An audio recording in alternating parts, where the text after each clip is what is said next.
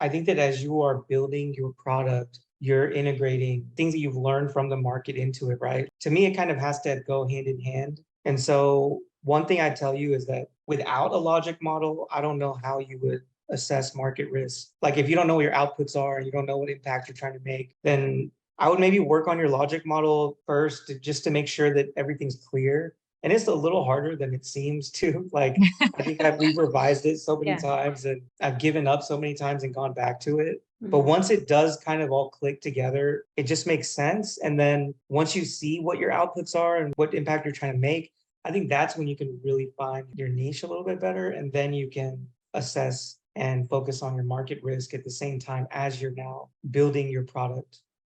And look, I would also add that the logic model is an ongoing document, right?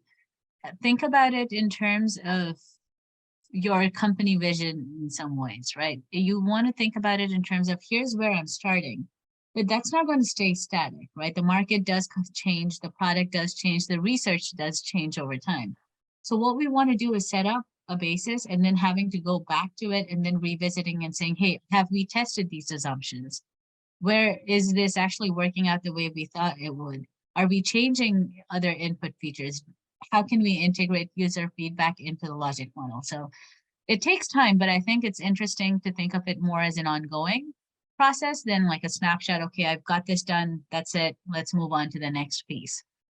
You definitely want to put the effort to get one model done, but it will be like a living document as you grow.